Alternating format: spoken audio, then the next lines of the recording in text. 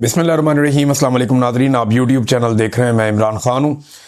कुछ टाउट्स ने ये दावे करना शुरू कर दिए जब पता चला कि इमरान खान साहब की मुलाकात उनकी बहन के साथ हो जाएगी, और जब ये तय पा गया कि आज मुलाकात होगी, तो फिर जो सिस्टम है जो मुलाकात के लिए तय करता है पाकिस्तान की मिलिट्री इस्टेब्लिशमेंट ही करती है।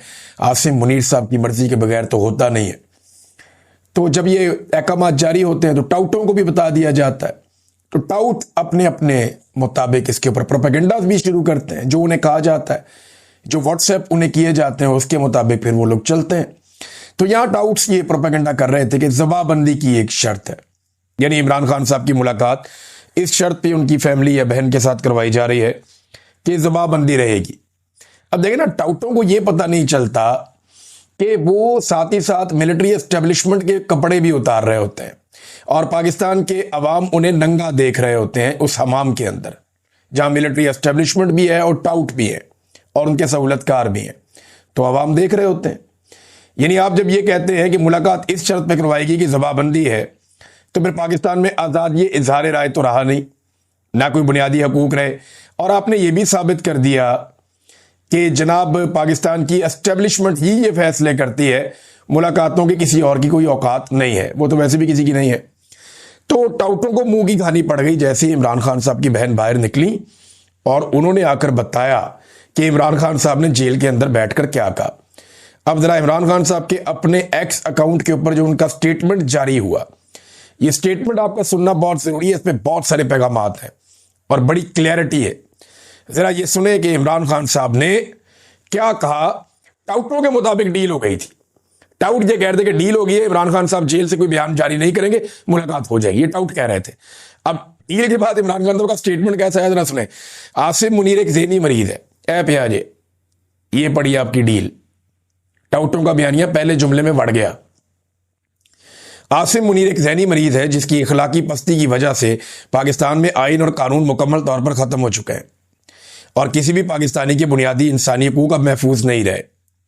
मुझे और मेरी अहलिया को आसिम मुनीर के हुक्म पर झूठे मुकदमात में जेल में रखा गया और शदीद तरीन ज़हनी टॉर्चर किया जा रहा है। मुझे मुकम्मल तौर पर एक सेल में बंद करके कैद तन्हाई में डाला हुआ है। 4 हफ्ते तक मेरी किसी एक इंसान से भी मुलाकात नहीं हुई और बैरूनी दुनिया से बिल्कुल बेखबर रखा गया। जेल मैनुअल के मुताबिक दी जाने वाली हमारी बुनियादी ज़रूरियात भी ख़त्म कर दी गई। अब बैरूनी दुनिया की मालूमात से बेखबर रखा गया। बुनियादी ज़रूरियात के लिए जो चीज़ें वो भी ख़त्म कर दी गई। तो फिर इमरान खान साहब को तो नहीं पता कि 27वीं आईनी तरमीम में इन्होंने क्या कारनामे किए हैं।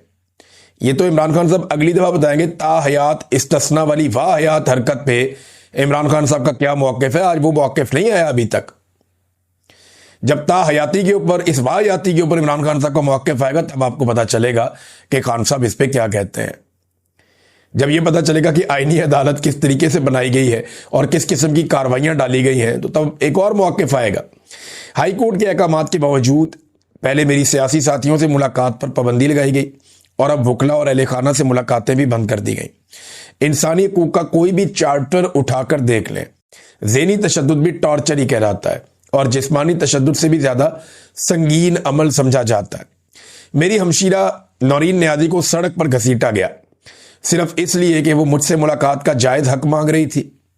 ये सिर्फ आसिम मुनीर जैसा शख्स ही कर सकता है।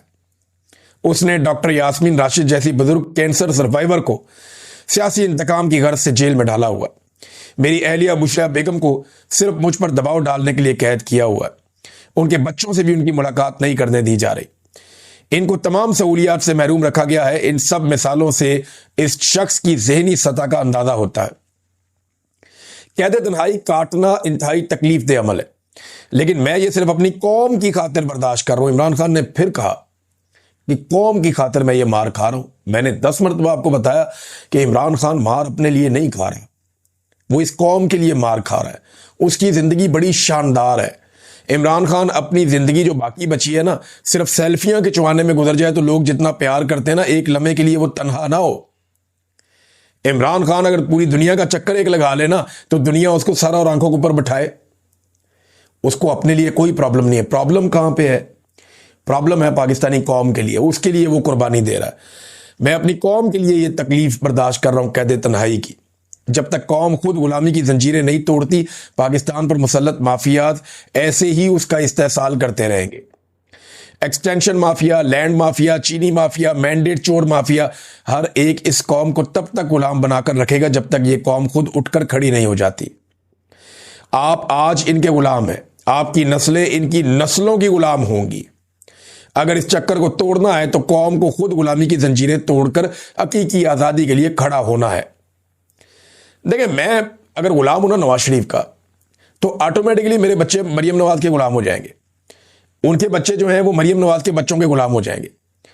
تو ایک عام پاکستانی سوچے نا کہ کیا وہ غلامی پسند کرتا ہے اپنے بچوں کے لیے؟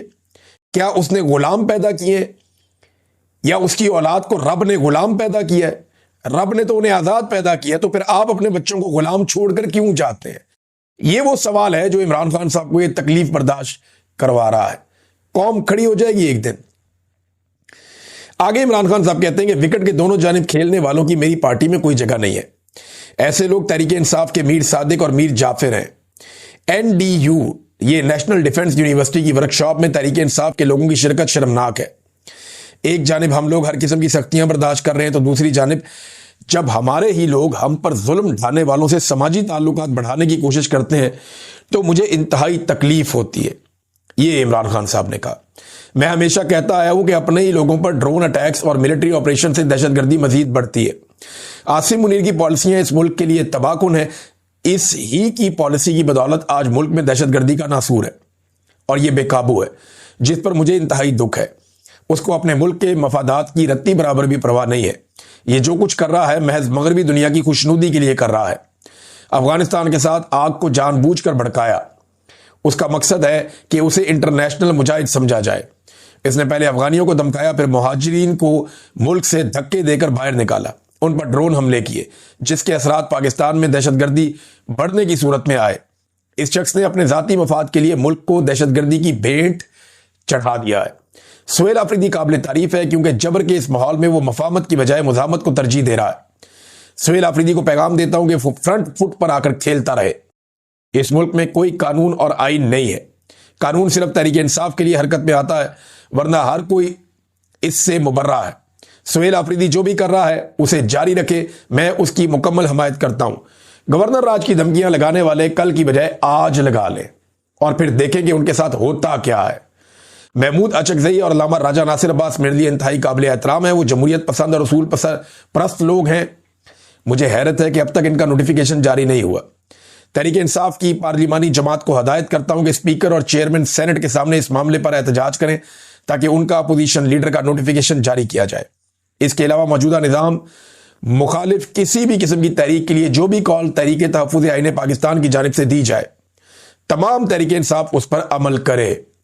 اڈیالہ جیل میں عمران خان صاحب کا یہ سٹیٹمنٹ